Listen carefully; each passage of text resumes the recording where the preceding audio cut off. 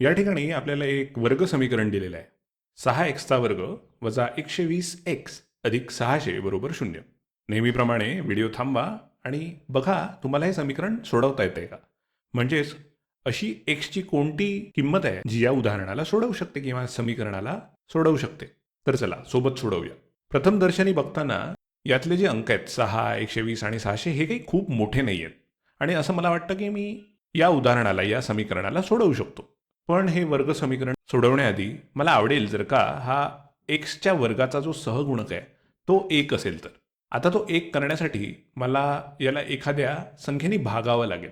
आता मी बघू शकतो 6, 120 आणि 600 या अशा संख्या आहेत की ज्यांचा 6 हा एक अवयव आहे. तर मी काय करू शकतो, तर सुरुवातीला मी या सगळ्या पदांना आणि उजव्या बाजूला सुद्धा 6 नी भाग देऊ शकतो.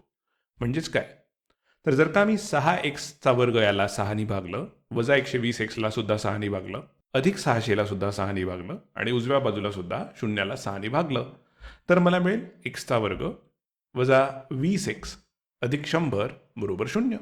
तर आता आपल्याला हे एक वर्ग समीकरण मिळालेलं आहे आणि आपण प्रयत्न करणार आहोत की या वर्ग समीकरणाला आपण 2 अवयवांच्या गुणाकाराच्या स्वरूपात लिहू शकतो का.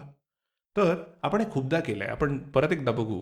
जर का आपल्याजवळ x अधिक a गुणिले x अधिक b असं असेल, तर याला आपण लिहू शकतो x चा वर्ग अधिक a प्लस b गुणिले x अधिक a b. आता दिलेलं वर्ग समीकरण आपण x अधिक a आणि x अधिक b च्या स्वरूपात आपण लिहू शकतो का, हे आपल्याला बघायचं आहे. जर का आपण बघितलं तर x चा जो सहगुणक आहे तो a अधिक b आहे आणि स्थिरांक जो आहे तो ab आहे. आपल्याला जे वर्ग समीकरण मिळालेलं आहे तिथे स्थिरांक हा 100 आहे आणि x चा जो सहगुणक आहे तो ऋण 20 आहे.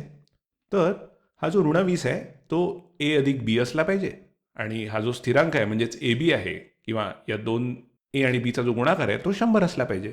तर आता आपल्याला अशा संख्या शोधायच्या आहेत ज्या a आणि b आहेत की ज्यांची बेरीज ही ऋण 20 असेल आणि ज्यांचा गुणाकार हा 100 असेल. आपण बघू शकतो हा जो गुणाकार आहे हा धन आहे.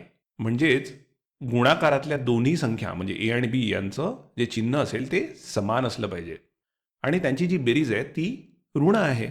म्हणजेच त्यांचं जे चिन्ह असेल दोघांचंही ते ऋण चिन्ह असेल. आता अशा संख्या आपण शोधू शकतो का, तर नक्कीच शोधू शकतो. बघूया. 100 गुणाकार होईल अशा कोणत्या कोणत्या संख्या असतात. 20 गुणिले 5 असू शकतात, पण त्यांची जी बेरीज आहे ती 20 नाही. आणि 10 गुणिले 10 पण असू शकतात.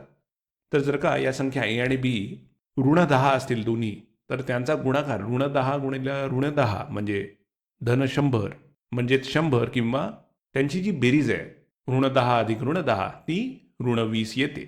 आणि म्हणून आपण म्हणू शकतो की a आणि b या ठिकाणी ऋण 10 आहेत.